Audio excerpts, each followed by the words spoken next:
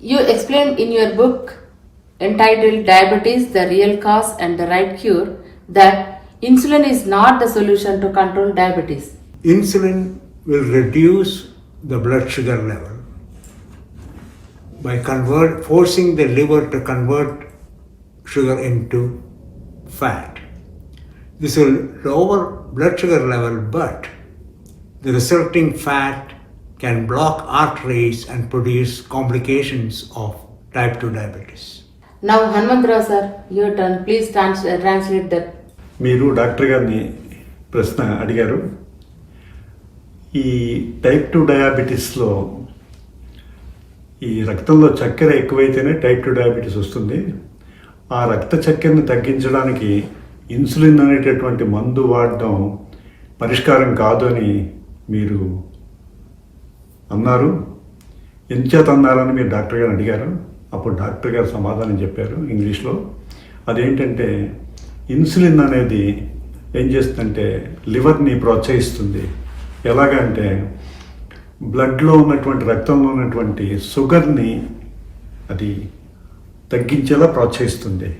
అయితే షుగరు తగ్గవచ్చు కానీ మరి ఫ్యాటీ యాసిడ్స్ అంటే కొవ్వు ఆమ్లాలు అనేవి ఉండిపోతాయి. షుగర్ ఎప్పుడైతే పక్కెళ్ళిపోయిందో కొవ్వు ఆమ్లాలు రంగంలోకి దిగుతాయి. ఆ కొవ్వు ఆమ్లాల వల్ల ఏమవుతుందంటే, కొవ్వు ఆమ్లాలు అంటే కొవ్వు అని చెప్పుకోవచ్చు, అది రక్తనాళాలని బ్లాక్ చేస్తుంది, రక్తనాళాలకి అడ్డుపడిపోతూ ఉంటుంది. దానివల్ల గుడ్డి జబ్బులు వస్తాయి. అంతేకాకుండా ఇంకా రకరకాల కాంప్లికేషన్స్, సమస్యలు తలెత్తుతాయి. దేనివల్ల అంటే ఈ ఇన్సులిన్ వలన. అందుకని డాక్టర్ గారు ఇన్సులిన్ అనేది ఈ మధుమేహం అంటే ఈ చక్కెర వ్యాధిని తగ్గించడానికి ఎంత మాత్రం పరిష్కారం కాదు అని చెప్తున్నారు. అయితే ఈ సందర్భంలో డాక్టర్ గారు రాసిన పుస్తకాన్ని నేను మీకు డాక్టర్ గారి యొక్క పర్మిషన్ తోటి మీకు చూపెడుతున్నాను. ఆయన ఇంగ్లీష్లో రాశారు ఇది. ఈ పుస్తకం పేరు ఏంటంటే diabetes, the real cause and the right cure, 8 steps to reverse type 2 diabetes in 8 weeks. ఈ పుస్తకం తెలుగులోకి అనువాదం చేయబడింది. మీకు యాంకర్ గారు చెప్పారు ఈ పుస్తకాన్ని నేను అనువాదం చేశాను తెలుగులోకి. దీని తెలుగు టైటిల్ ఏంటంటే, శీర్షిక ఏంటంటే మధుమేహం అసలైన కారణం మరియు సరైన చికిత్స, 8 వారాల్లో మధుమేహాన్ని అంటే షుగర్ని వెనక్కి పంపడానికి 8 మెట్లు. In your book Beat Diabetes with Vegetarian Meals and Exercise, you recommend diet rather than the medication to control type 2 diabetes. Agricultural revolution and industrial revolution made grains such as rice, wheat and corn easily available and affordable. Every housewife and food marketing companies produced delicious grain-based meals and dishes. The result was increased food intake, excess weight gain and type 2 diabetes. ఈ డయాబెటీస్ని అంటే ఈ చక్కెర వ్యాధిని ఆహారం ద్వారా మాత్రమే పరిష్కరించుకుంటే చాలా బాగుంటుంది. మందుల ద్వారా పరిష్కరించుకుంటే చాలా సమస్యలు తలెత్తాయని డాక్టర్ గారి అభిప్రాయం. అది ఏ విధంగానో మీరు చెప్తారని డాక్టర్ గారు అడిగారు. అప్పుడు డాక్టర్ గారు ఏం చెప్పారంటే, industrial revolution and agricultural revolution అంటే వ్యవసాయ విప్లవం మరియు పారిశ్రామిక విప్లవం. వీటి వల్ల ఈ ఆహార ధాన్యాలు ఎక్కువ మోతాదులో పండించబడుతున్నాయి. ఎప్పుడైతే ఎక్కువ మోతాదులో పండించబడ్డాయో ఈ ధాన్యాలు చాలా తక్కువ ధరలకు అవి లభ్యమవుతున్నాయి. అంటే ధాన్యాలు అంటే డాక్టర్ గారు చెప్పారు కదా, వరి, గోధుమ, మొక్కజొన్న. ఎప్పుడైతే ఇవి దొరికాయో ఈ ఫుడ్ మ్యానుఫ్యాక్చరింగ్ కంపెనీస్ అంటే ఆహారాలని తయారు చేసేటువంటి కంపెనీలు మరియు అలాగే ఇంట్లో ఉన్నటువంటి ఇల్లాళ్ళు, వీళ్ళు రకరకాల నోరూరించేటటువంటి వంటకాలని ఈ వరి అలాగే గోధుమతో తయారు చేస్తున్నారు. దానివల్ల ప్రజలు ఇవి ఎక్కువ మోతాదులో తీసుకోవడం జరుగుతుంది. తత్ఫలితంగా ఏమవుతుందంటే ఎక్కువ బరువు పెరిగిపోతున్నారు. అలాగే ఎక్కువ మంది ఈ చక్కెర వ్యాధికి కూడా లోనవుతున్నారు అని డాక్టర్ గారు చెప్పారు. ఆయన డాక్టర్ గారు మరి ముందుగా ఈ మధుమేహాన్ని తగ్గడానికి మందులు వద్దు అని చెప్పారు. మరి దానికి ఆ క్రమంలో ఏం చేశారంటే మరి మందులు వద్దు, మరి ఏం చేయాలి అంటే ఆహారం ద్వారా. మరి ఏ ఆహారాలు, ఆ వంటకాలు ఎలా ఉంటాయి, వాటి పదార్థాలు ఏంటి అని చెప్పడానికి ఒక పుస్తకం కూడా రాశారు ఆయన. ఈ పుస్తకం టైటిల్ ఏంటంటే, ఇది ఇంగ్లీష్లో రాశారు ఆయన, beat diabetes with Indian vegetarian cooking. అంటే ఈ చక్కెర వ్యాధిని శాకాహార భోజనం ద్వారా మనం జయించాలి అని రాశారు. దీన్ని తెలుగు రాష్ట్రాల ప్రజల యొక్క సౌకర్యార్థం తెలుగులో కూడా దీన్ని అనువాదం చేశాను నేను. దీని తెలుగు టైటిల్ ఏంటంటే, చక్కెర వ్యాధిని జయించండి, రుచికరమైన శాకాహారం మరియు వ్యాయామంతో. అంటే డాక్టర్ గారు కొద్దిపాటి వ్యాయామం కూడా చేస్తే బాగుంటుంది అంటున్నారు. What is the reason for abandoning cultivated grains? Nature put all nutrients needed for humans in roots, nuts, fruits, stems, that they all require chewing, whereas grain-based foods require very little chewing, and this favors excess food intake and excess food energy and weight gain. మీరు doctor గారిని ఇంకో question అడిగారు. అదేంటంటే, మరి ఈ గ్రెయిన్స్ని ఎందుకు తినకూడదు? Cultivated grains అంటే ఆహార ధాన్యాలు. ఇందాక డాక్టర్ గారు చెప్పారు కదా, వరి, గోధుమ, మొక్కజొన్న. కోర్స్ మన తెలుగు రాష్ట్రాల్లో ఎక్కువగా వరి, గోధుమ తింటాం అనుకోండి. అయితే డాక్టర్ గారు ఏం చెప్తున్నారంటే, ఈ ప్రకృతి అనేది మనకి పోషక విలువలతో కూడినటువంటి రకరకాల ఆహార పదార్థాలను అందించింది. అవేంటంటే నట్స్ అన్నారు. అంటే మనం గింజలు అంటాం తెలుగులో ట్రాన్స్లేట్ చేయాలంటే. అంటే మన ఈ క్యాష్యూ నట్స్, జీడిపప్పు, అలాగే ఆల్మండ్స్, బాదం, అలాగే వేరుశనగని కూడా నట్స్లోకి చేర్చారు. ఇవన్నీ కూడా నట్స్. అలాగే ట్యూబర్స్, దుంపలు, ఫ్రూట్స్, పళ్ళు, మరియు వెజిటబుల్స్, కూరగాయలు, ఇవన్నీ కూడా ఎన్నో విలువలతో కూడిన ఆహారాలు, పోషక విలువలతో కూడిన ఆహారాలు. వీటిలో ఏమి కార్బోహైడ్రేట్స్, పిండి పదార్థాలు ఏమి ఉండవు. కార్బోహైడ్రేట్స్ అంటే షుగర్ని ఎక్కువగా పెంచి శరీరం రక్తంలో పెంచేటటువంటి వాటిని కార్బోహైడ్రేట్స్ అంటాం మనం, పిండి పదార్థాలు అంటాం. అయితే ఈ పైన చెప్పినటువంటి ఈ పళ్ళు అయితేనేమి, కూరగాయలు అయితేనేమి, ఈ బాదం, జీడిపప్పు లాంటివి, ఇవి నవలడానికి ఎక్కువగా అవకాశం ఇస్తాయి. ఎప్పుడైతే నవిలేమో టైం ఎక్కువ పడుతుంది, అంచేత మనం తక్కువే తింటాం అన్నమాట. అది కాకుండా బాగా జీర్ణం కూడా అవుతుంది అన్నమాట. అలా కాకుండా ఈ వరి లాంటి ఆహారం చాలా త్వరగా మెత్తగా లోపలికి వెళ్ళిపోతూ ఉంటుంది. అంచేత మనం ఏంటంటే మనకు తెలియకుండానే అన్లిమిటెడ్గా తినేస్తూ ఉంటాం అనమాట. అసలే వరిలో ఎక్కువగా కార్బోహైడ్రేట్స్, పిండి పదార్థాలు ఉంటాయి, అంటే షుగర్ ఉంటుంది.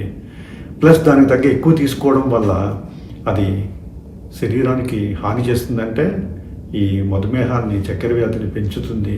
కాబట్టి వాటిని వదిలిపెట్టమని డాక్టర్ గారు చెప్తున్నారు. అయితే ఈ సందర్భంలో డాక్టర్ గారు రాసిన పుస్తకం ఇందాక మీకు చూపెట్టాను. అదేమో దీని టైటిల్ ఏంటంటే, beat diabetes with Indian vegetarian cooking. అంటే ఇది అమెరికా మరియు ఈ వెస్ట్రన్ కంట్రీస్, ఇంగ్లాండ్, ఆస్ట్రేలియా, ఈ దేశాల కోసం ఈ పుస్తకం తయారు చేయబడింది. అంటే ఈ పుస్తకంలో ఉన్న వంటకాలన్నీ కూడా శాకాహార వంటకాలు, మన ఇండియా, ముఖ్యంగా సౌత్ ఇండియాకి సంబంధించిన వంటకాలు. అయితే వీటిలో ఏమంటే ఈ కొలతల విషయంలో కప్పులు మనం ఇండియాలో ఫాలో అయ్యేటటువంటి కప్పులు వేరుగా ఉంటాయి. అదేవిధంగా మనం ఏం చేస్తామంటే మన క్వాంటిటీస్ అన్నీ కూడా గ్రాముల్లో ఉంటాయి, కిలోగ్రాముల్లో ఉంటాయి, లీటర్స్లో ఉంటాయి. అయితే అమెరికా మరియు మిగతా దేశాల్లో, వెస్ట్రన్ కంట్రీస్లో, పాశ్చాత్య దేశాల్లో ఈ పౌండ్స్లో ఉంటాయి, అదేవిధంగా ఔన్సెస్లో ఉంటాయి. అందుకని ఆ కన్ఫ్యూజన్ కోసం వాళ్ళ కప్పు 250 మిల్లీలీటర్లు ఉంటుంది దాని యొక్క ఘనపరిమాణం క్వాంటిటీ. అయితే ఇండియా కప్పు ఘనపరిమాణం తేడాగా ఉంటుంది కాబట్టి ఆ కొలతల మార్పు కోసం ఈ పుస్తకం రాయబడింది. టైటిల్ కూడా మీల్స్ అనే కంటే వెజిటేరియన్ కుకింగ్ అని పేరు పెట్టాం, లోపల మ్యాటర్ ఒకటే. అయితే ఈ మన ఇండియాలో ముఖ్యంగా ఆంధ్ర తెలంగాణలో విడుదలైన పుస్తకం ఆ టైటిల్ ఏంటంటే beat diabetes with vegetarian meals and exercise. శాకాహార వంటకాలు, ఆహారాలు, మీల్స్ అంటే ఆహారాలు అయితే వంటకాలు, మరియు కొద్దిపాటి ఎక్సర్సైజ్ ద్వారా మధుమేహాన్ని జయించండి అని ఈ పుస్తకం యొక్క టైటిల్ ఇది. What can we eat instead of grains? You can gradually reduce the amount of food energy from complex carbohydrate, of grain-based complex carbohydrate, to less than 35% of your total food energy intake by switching gradually to millets, which have less complex carbohydrates compared to the usual grains, wheat, rice and corn. అయితే మీరు doctor గారిని అడిగారు, మరి grains మానేయమంటున్నారు అంటే వరి, గోధుమ లాంటి ధాన్యాలను మానేయమంటున్నారు. అయితే మరి ఏం తినాలి అని మీరు అడిగారు. డాక్టర్ గారు ఏం చెప్పారంటే ఈ వరి గోధుమల్లో ఎక్కువ మోతాదులో ఈ కార్బోహైడ్రేట్స్, పిండి పదార్థాలు ఉన్నాయి కాబట్టి అవి ఎక్కువ ఎనర్జీని లోపలికి పంపేస్తున్నాయి. అంటే ఎనర్జీ అంటే మీకు ఎనర్జీ అన్నా ఇండైరెక్ట్గా కార్బోహైడ్రేట్స్ అన్నా అంటే పిండి పదార్థాలు అంటాం తెలుగు. షుగర్ అన్నా కూడా ఒకటే. మనం పంచదార తినేస్తున్నామంటే లోపలికి, వరి తింటున్నామంటే. అందుకని దానికి బదులుగా ఏం తినమంటున్నారంటే మిల్లెట్స్ అనేవి ఉన్నాయి మనకి. అంటే తెలుగులో మనకి ఈ సామలని, కొర్రలని, అండ్రు కొర్రలని, ఓదలని, రాగులని, సజ్జలని ఉన్నాయి. అవి తినమంటున్నారు. ఎందుకంటే వాటిలో తక్కువ మోతాదులో పిండి పదార్థాలు ఉంటాయి కాబట్టి. అంటే వాటిలో కూడా పిండి పదార్థాలు ఉంటాయని చెప్తున్నారు డాక్టర్ గారు, కానీ చాలా తక్కువగా ఉంటాయి కాబట్టి ఆ పిండి పదార్థాలని మన శరీరం మేనేజ్ చేయగలదు. కాబట్టి మన శరీరంలో ఎంత మాత్రం చక్కెర అనేది మన రక్తంలో పెరగదు. కాబట్టి మీరు అలాగా ఈ మిల్లెట్స్ని తినడం మొదలు పెట్టడానికి ప్రయత్నించండి అని డాక్టర్ గారు చెప్తారు. Is this the basis of your new book, Beat Diabetes with Vegetarian Meals and Exercise? Yes. Yes. Thank you, sir. మీరు డాక్టర్ గారిని ఒక క్వశ్చన్ అడిగారు. అవునండి. దానికి డాక్టర్ గారు సమాధానం చెప్పి నా యొక్క పని చాలా ఈజీగా చేశారు. డాక్టర్ గారు చేస్తున్నారు. అంటే మీరేం అడిగారంటే క్వశ్చన్ ఇలాగా వరి గోధుమ మానేసి మిల్లెట్స్ తినమని మీరు చెప్తున్నారు కదా, మీ యొక్క పుస్తకానికి మూలం ఇదేనా? ఈ మీరు కొత్తగా బుక్ రాశారు కదా, బీట్ డయాబెటీస్ అనే పుస్తకం. అంటే డాక్టర్ గారు ఈ పుస్తకం యొక్క థీమ్, ఇతివృత్తం, ముఖ్య ఉద్దేశం అదే అని చెప్తున్నారు. అంటే ఇందులో ఏంటంటే వరి గోధుమ లేనటువంటి వంటకాలు ఇందులో ఉన్నాయని చెప్తున్నారు డాక్టర్ గారు. Are there any specific food quantities for different foods that you suggested for breakfast, lunch, dinner, etc.? No. The reason is nutrient needs change from person to person and even from meal to meal. Therefore, no specific quantities are recommended in the book that I am publishing. The need for nutrients depends on physical activity, environment and other factors. అయితే మీరు ఏమని అడిగారంటే doctor గారిని మంచి question అడిగారు.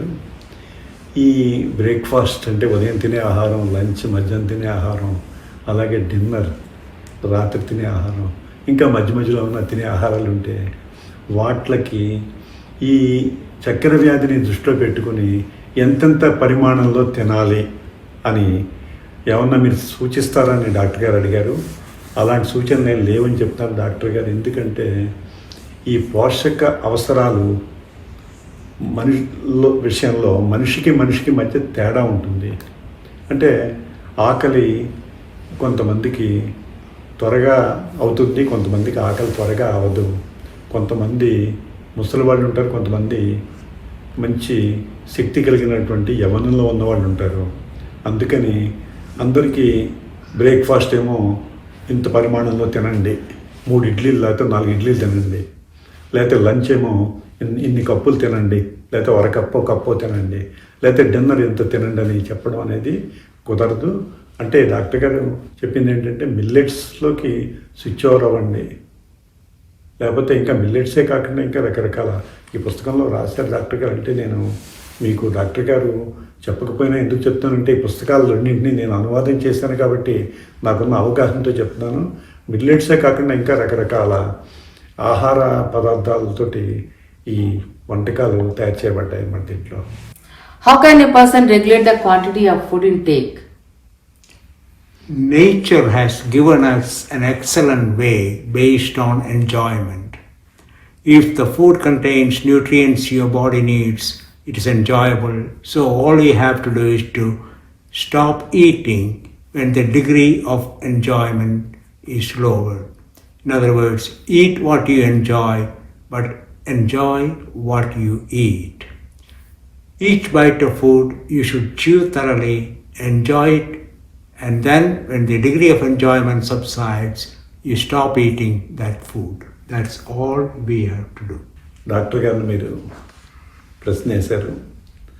అది ఏమిటంటే మనం ఏ విధంగా ఆహార పరిమాణాన్ని, అంటే మనం తినే ఆహారంలో ఉన్న పరిమాణాన్ని నియంత్రించుకోవచ్చు, కంట్రోల్ చేసుకోవాలి. ఎలా చేసుకోగలుగుతాం అంటే ఎక్కువ తినొద్దని డాక్టర్ గారు చెప్తున్నారు కదా అని అడిగారు మీరు. దానికి డాక్టర్ గారు చక్కని వివరణ ఇచ్చారు. ఏంటంటే ప్రకృతి మనకి ఒక మంచి శక్తినిచ్చింది. అదేంటంటే ఎంజాయ్మెంట్. ఒక ఆహారాన్ని తినడం ద్వారా ఓ రకమైన ఆనందానుభూతిని పొందుతాం మనం. అయితే ఆనందానుభూతి మనకి ఆకలి తీరగానే లేదా మన శరీరానికి కావలసినటువంటి పోషకాలు అందిస్తున్నప్పుడు ఆ అనుభూతి తగ్గిపోతుంది అన్నమాట. తగ్గగానే మనకి ఆటోమేటిక్గా ఒక మెదడు ఒక వార్నింగ్ సంకేతం ఇచ్చేసింది, బాబు నువ్వు తినడం ఆపే. అందుకని డాక్టర్ గారు ఏం చెప్తారంటే మీరు ప్లేట్లో ఎంత ఉందో అంతా తినేయాలి అని పెట్టుకోవద్దు. అంటే నేను కొంచెం ఎక్కువగా వెళ్ళి చెప్తున్నాను. బఫేలో మనం అన్లిమిటెడ్ బఫే 20 రూపాయలు, అంటే అదే $20 అమెరికాలో. అదే బయట 200 అంటే మనం అయ్యో ఇంత ఖర్చు పెట్టాం కదా అని మొత్తం బఫేలో అన్నీ తినేయాలనుకుని ఎంత కావాల్సినంత వడ్డించుకోవచ్చు కదా. అలా చేయడం వల్ల ఏమవుతుందంటే మనకి ఇండైరెక్ట్గా మనం మన కష్టాన్ని మనమే ఎక్కువ తెచ్చుకుంటున్నాము. అంటే మన శరీరాన్ని, రక్తాన్ని చక్కెరతో నింపుకుంటున్నాం అనమాట. డయాబెటీస్కి లోనవుతున్నాం మనం, షుగర్కి. అందుకని డాక్టర్ గారు ఏం చెప్తున్నారంటే అలా చేయొద్దని చెప్తున్నారు. Eat what you enjoy and enjoy what you eat అని ఒక చక్కని ఎక్స్ప్రెషన్ కూడా చెప్పారు. అంటే మీరు దేన్నైతే తింటారో దాన్ని ఎంజాయ్ చేయండి, అదేవిధంగా దేన్నైతే ఎంజాయ్ చేస్తారో దాన్ని తినండి. అంటే ఎంజాయ్మెంట్ ఆగిపోతే మీరు తినడం ఆపేయండి అని చెప్తున్నారు డాక్టర్ గారు. ఆ విధంగా మీరు అలాగే ఇంకొకటి చెప్పారు ఏంటంటే మీరు తినే ప్రతి ముద్దని 10 సార్లు నవిలిన తర్వాత మాత్రమే మీరు లోపలికి పంపండి. అంతేగాని ఎవరో మీకు తరువుకు వస్తారు మీ వెనకాల అనుకునేలాగా మీరు కంగారుగా మాత్రం తినకండి డాక్టర్ గారు చెప్తున్నారు. ఆ విధంగా నియంత్రించవచ్చు మీరు మీ యొక్క తినేటటువంటి ఆహార పదార్థ పరిమాణాన్ని చెప్తాను డాక్టర్ గారు. Do these recipes create enjoyable food items? Yes, in order to make each dish enjoyable, spices and herbs are used to prepare them. That is what is given in the book that I published. అయితే మీరు అడిగారు మరి మీ పుస్తకంలో మీరు చూపెట్టినటువంటి ఆహారాలన్నీ కూడా మీరు ఎన్నో చాలా ఉన్నాయి, ఇవన్నీ కూడా రుచికరంగా ఉంటాయా అని అడిగారు. అంటే మీరు ఏ దృష్టిలో అడిగారంటే పాత ఆహారం లేకపోతే పాత ఆహార అలవాట్లు మనలో ఉండిపోయాయి కాబట్టి అవన్నీ మానేసి ఆ వరి, గోధుమ లాంటి మానేసి మళ్ళీ కొత్త ఆహారంలోకి మనం మార్పు చెందడం అనేది సాధ్యపడుతుందా, ఇవి రుచికరంగా ఉంటాయా అని అడిగారు. డాక్టర్ గారు ఏం చెప్పారంటే ఈ వంటకాలకి కావాల్సినటువంటి ఇంగ్రీడియంట్స్ అంటాం మనం, అంటే కావాల్సిన పదార్థాలు అన్నీ కూడా చాలా రుచిని ప్రేరేపించే పదార్థాలు. వీటిలో అంతేకాకుండా హెర్బ్స్, స్పైసెస్, సుగంధ ద్రవ్యాలు కూడా ఎక్కువగా ఉన్నాయి వీటిలో. అందుకని ఇవన్నీ కూడా మంచి రుచికరమైనటువంటి వంటకాలని తయారు చేస్తాయి. కాబట్టి మీరు ఈ ఆహార పదార్థాలని తినడం పెద్ద కష్టమేం కాదని చెప్తున్నారు. Do you think that transition of grains like rice and wheat to non-grain food will be easy? Yes, because you have, along with non-grain foods, just millets, you have enjoyable curries and chutneys, etc. In addition, the main attraction is avoidance of diabetes complications by eating these foods that are presented in the recipe book. They are delicious and enjoyable, and you will reduce or lower your chance of having diabetic complications. మీరు doctor గారిని మొత్తం ఇంటర్వ్యూలో బాగా ఆసక్తికరమైనటువంటి ప్రశ్న అడిగారు. ఏంటంటే మరి ఆహార విధానం, కొత్త ఆహార విధానంలోకి మార్పు చెందడం, పాత ఆహారాన్ని వదిలేసి కొత్తది ఆహారం తినడం అనేది అంత ఈజీగా జరుగుతుందా అని మీరు అడిగారు. డాక్టర్ గారు ఎంతో కాన్ఫిడెంట్గా, విశ్వాసంతో చెప్పారు చాలా ఈజీ అని. ఎందుకంటే డాక్టర్ గారు ఇందులో ఉన్నటువంటి పచ్చళ్ళు అయితేనేమి, కూరలు అయితేనేమి, పులుసులు అయితేనేమి ఎంతో రుచికరమైనవి. ఎందుకంటే ఈ పుస్తకాన్ని మేము ఇద్దరం రాసాము, అంచేత నాకు పూర్తి అనుభవం. మేము ఇవన్నీ ఆహారాలు వండి తిన్న తర్వాత మాత్రమే రాసాం. అంటే డాక్టర్ గారు చెప్పకపోయింది నేను చెప్తున్నాను.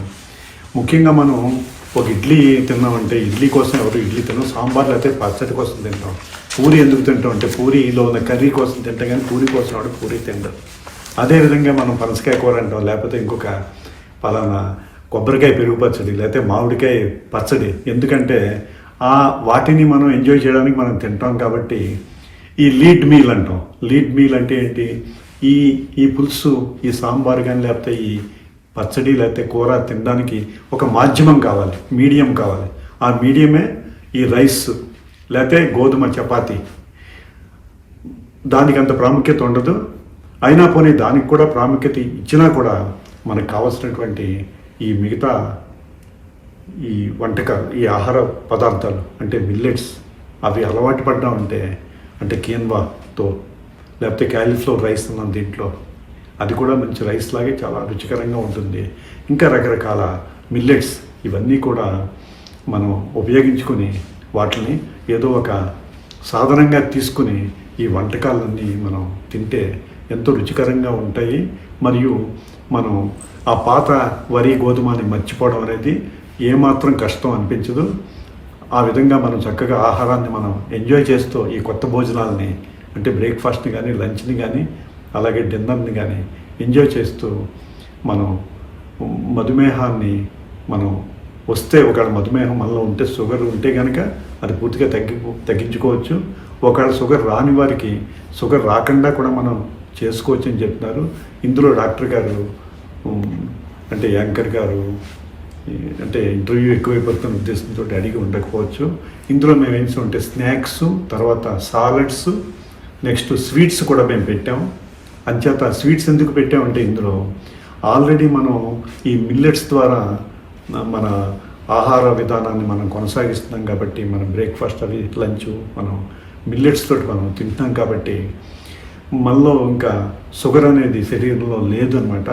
ఇది మన రక్త చక్కెర చాలా తక్కువగా ఉంటుంది కాబట్టి మనం హాయిగా స్వీట్స్ తిన్నా కూడా, అంటే స్వీట్స్ అంటే అలాని అర కేజీ, పావు కేజీ, కేజీ తినేమని కాదు, కొద్దిపాటి స్వీట్స్ తింటూ మన జీవితాన్ని ఆనందంగా గడపవచ్చు. అలాగే సాలడ్స్ ఉన్నాయి దీంట్లో.